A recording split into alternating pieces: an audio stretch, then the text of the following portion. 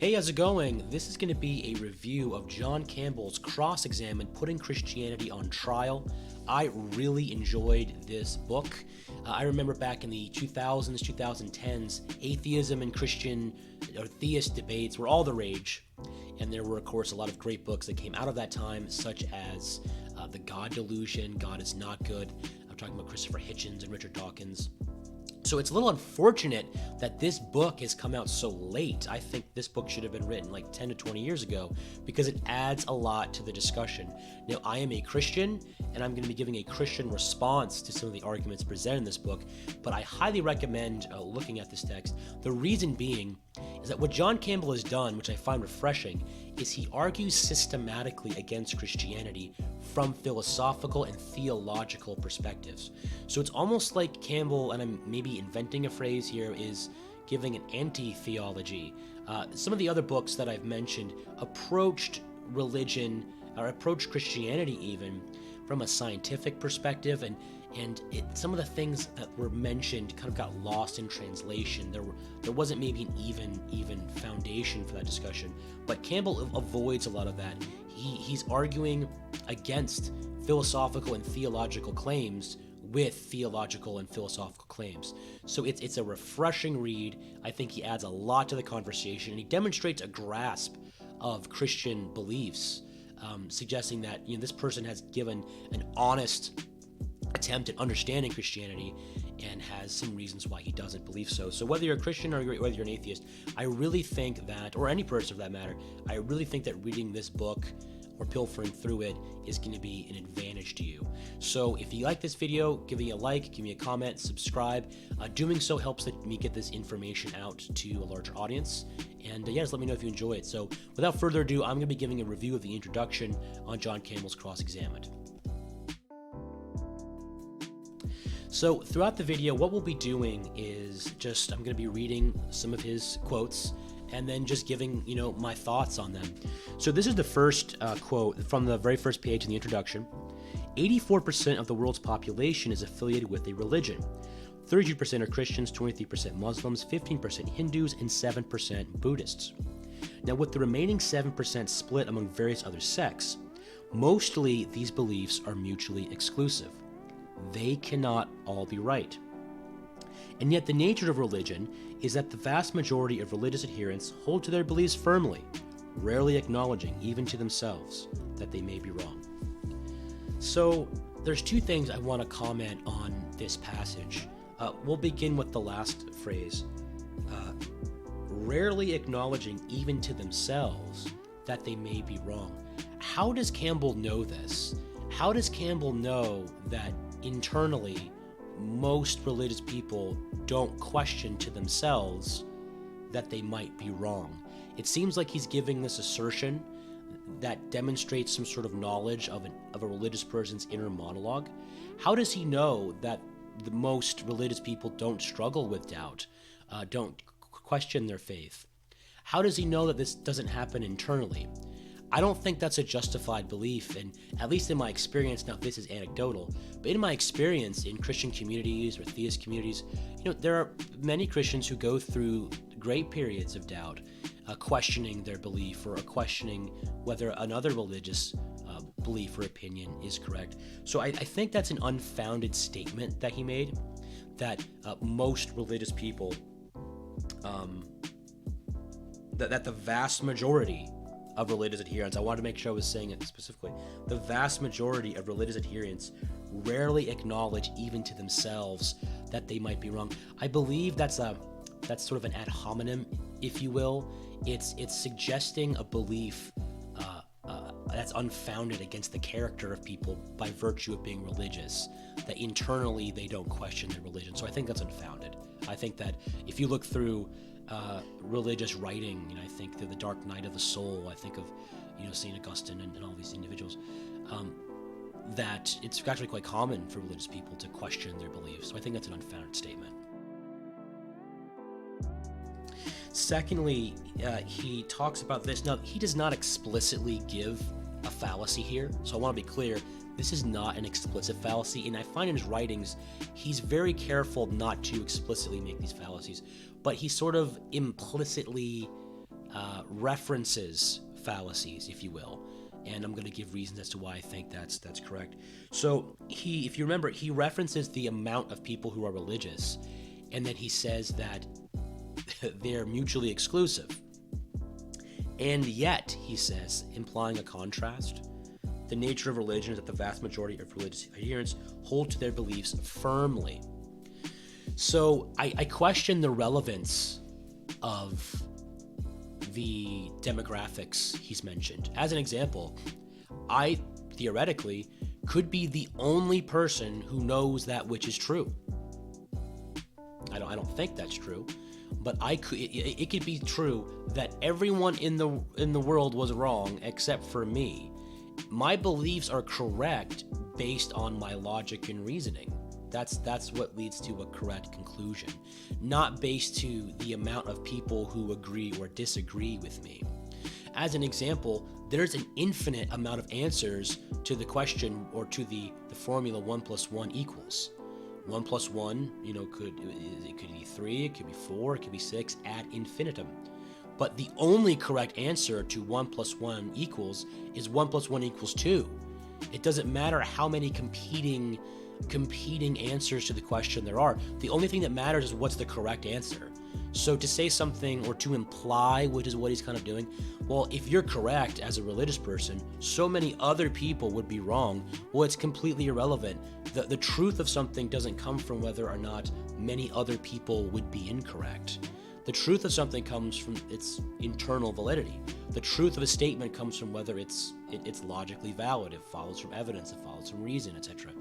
So I don't think that it's really relevant what he's brought up, and he seems to be implying a kind of fallacy that if Christianity, as an example, is correct, so many other people are wrong, and therefore it's likely that Christianity, as an example, if atheism is correct, or if a secular worldview is the correct way of looking at things, well, there's so many other people that would be wrong. So using Campbell's reasoning, or is using Campbell's implication specifically, it should follow that atheism needs to be examined, and to be examined with skepticism, so to speak. So I don't find his use of demographics very, very relevant to anything. I don't see what his point is, and he seems to be priming you. He seems to be implicitly inferring that because there's so many opposite conclusions, having a mutually exclusive conclusion is a reason to cast some sort of doubt. So I don't think that's a very good thing to bring up.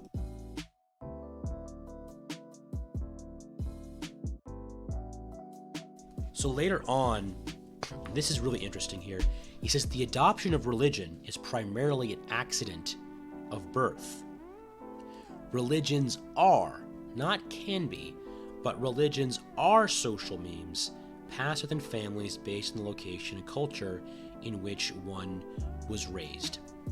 So even if that was true, this would be, he's not saying this, he's implying a genetic fallacy. Well, you're religious, but the only reason that you're religious is because you got a social meme from your parents.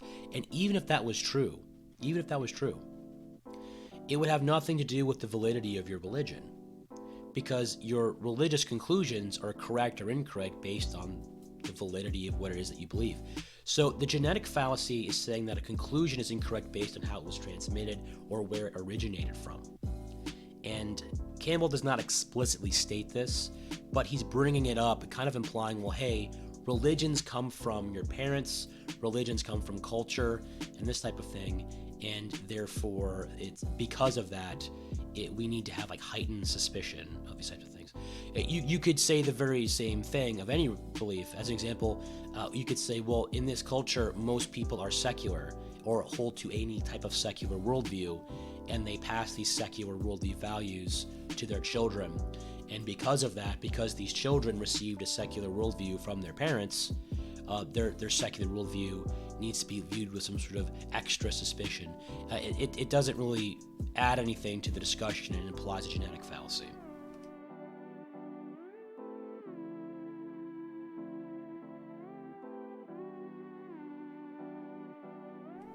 So he also says this: in today's world, however, these are exactly the types of discussions people should be having, discussions about religion. When politicians defend their stands against gay marriage, global warming initiatives, and stem cell research by citing scriptural passages, when centuries-old land disputes are premised on religious texts, when terrorist groups justify their acts of violence by quoting religious holy books, isn't it worthwhile to discuss the legitimacy of those texts? The world faces many problems and conflicts inextricably tied to religious beliefs, and they can only be effectively addressed by publicly scrutinizing the source of those beliefs, the texts themselves. I absolutely agree with that, and I think that religious people need to hear that. We have a worldview that affects and shapes the way that we interact in society and in a democracy. That needs to be held with scrutiny. So for an atheist to have questions or to press their beliefs, we need to allow that to happen, because it's correct. Our worldview does shape the way that we act, and there are people who I believe can misuse religious texts. So I think we need to be open to that kind of scrutiny. I don't think that's merely a religious thing, though. I don't think that religion can lead to negative outcomes, or what we perceive as negative outcomes, therefore it needs to be scrutinized. I think that secular worldviews can lead to negative outcomes. So I just think that worldviews lead to outcomes. We should scrutinize worldviews is the correct way of thinking, not religious worldviews can lead to negative outcomes. It's you can use Occam's razor. It's an unnecessary aspect of that formula. Worldviews can lead to negative outcomes, so we should criticize or appropriately criticize worldviews, not just because they're religious, though. I don't see any reason to think that a religious worldview is any special or any different.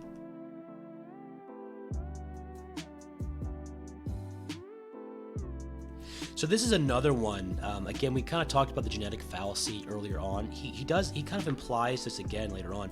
So, having never been outsiders to the faith, those raised as Christians cannot see Christianity as an outsider sees it. Is that true? So because I'm a Christian, or if I'm raised as a Christian, I can never gain someone else's perspective by kind of openly listening to them. I'm incapable of doing that. Is that correct? I don't know if that's correct. My intuition is that's not correct. They harbor assumptions developed in early childhood that frame and color every religious discussion. So that is true, but again, it's kind of implying a genetic fallacy. Even if our assumptions about Christianity come from early childhood development, well, they could still nevertheless be true. The means by which our beliefs are transmitted has nothing to do with the validity of the conclusion. And again, you could just as easily state that, well, secular individuals raised in secular cultures or secular families have assumptions that come to them from early childhood development. So because of that, we need to have some sort of extra skepticism or be extra critical about these conclusions. And that's not true. Presuppositions are unavoidable. You can't operate intellectually without presuppositions. The using reason as a means of coming to the truth is a presupposition. We're presupposing that reason is, a way of getting to truth. We're presupposing our individual means at using reason as valid. So, number one, everyone has a presupposition. Christians would be no different from that. So it's not something unique to Christianity, which seems to be the implication. And number two, even if you were to say, Christians get their beliefs from early childhood development, therefore we need to be extra skeptical of them, seems to be implying a genetic fallacy. And I just don't think that that's really a relevant thing to bring up. This is really interesting here. There are no values universal to Christianity. Now, I'm not sure if I agree with that, but I'm going to refrain from commenting because I want to do some more research on that claim. I think it'd be a wonderful thing to study. Are there universal claims to Christianity? My intuition is that the belief that that man's salvation is not something that man does, but something that is achieved for man by the grace of God. I think that is a unique contribution to theology and philosophy. I have not, as of yet, encountered that belief that man's redemption, man's salvation, however you want to look at it, fill in the blank there, is achieved for us by God, not from something that we do. I think that is a unique contribution of the Judeo-Christian tradition. And I could be wrong because maybe there's just something I haven't encountered. But as of yet, that seems to be a unique contribution of Judeo-Christianity, Christianity specifically, that is not found in other texts. But on that thought, he says, my value system is virtually identical to many of Christians.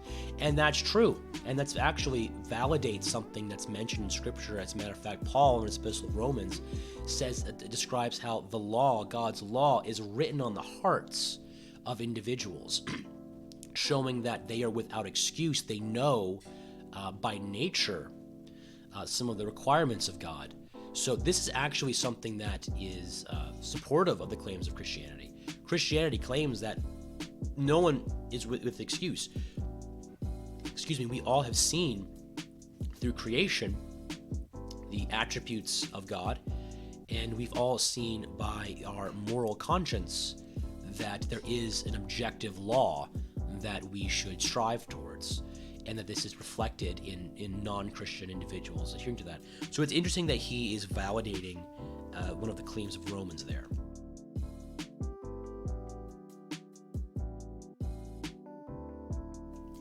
He says this, but when bad actions are motivated by incorrect beliefs, the urgency of criticizing those beliefs goes up. When similarly motivated bad actions become widespread and the actions are causing significant harm, this urgency increases exponentially. Now, first of all, I'll say I agree with that. I mean, obviously, we can be critical of anything, but if an action which is causing something that we believe to be harm is occurring, and we find a belief system as the root cause of that, out of any possible worldview that we could criticize, well, the urgency to examine this worldview or this belief will raise. I do believe that that's correct. I think that follows, but I don't think that's a specific trait of Christianity, which seems is the implication. Bad things are happening because of Christianity, therefore we need to be more critical of Christianity. I think that you could say that about any worldview, such as any secular worldview that maybe led to the starvation of millions of people, things of that nature. I think that that's not a uniquely religious trait. So I agree with the logic. I don't think he's committing a fallacy. I think he's implying that it's sort of unique to religion and Christianity specifically, and I don't think that follows. He has this statement, misguided Christian beliefs have led to enormous harm. Okay, sure. But, quote number one, they're misguided. So it has nothing to do with the validity or invalidity of Christianity. And I could just as easily say misguided beliefs have led to enormous harm. So as long as we understand that this has nothing to do with Christianity uniquely and has more to do with misguided beliefs, I don't have a problem with that statement. But again, we seem to be inferring, we seem to be implying that the misguided beliefs are unique to Christianity in some form doing harm, and I don't think that follows. Now, on the end of that page, he says something I think very interesting. The arguments in this book will be increasingly important as the Christian right increases its influence on U.S. policy. He doesn't seem to want to criticize the Christian left, and I don't know why, and I can't really say why he's sort of targeting the Christian right. I wonder if the need to target the Christian right is that the Christian right advocates for beliefs that may be in opposition to his own worldview. So we may not need to examine the Christian left as much because, well, they're on board with the program. But the Christian right needs to be targeted because, well, they have conclusions that are opposite to mine. and because of that, they have some sort of special need to be examined. Now, in Campbell's defense, he has an entire chapter on the Christian left, so he does target that. But I just find that the Christian right is increasing its influence on U.S. policy. Secondly, is that even true? Is the Christian right increasing its influence on U.S. policy? I don't believe that's true. Everything that I read, all the research that I read, like Barna, Pew Research, demonstrates that church attendance is declining. Evangelical Christianity is not increasing in the United States. It's actually diminishing. It's decreasing across the country. So I question that conclusion that the Christian right is increasing its influence on U.S. policy. So yeah, those are some responses I have to Cross-Examin's introduction, and I'll be releasing some other videos on some of the other chapters. So it's a very interesting book. I highly recommend it.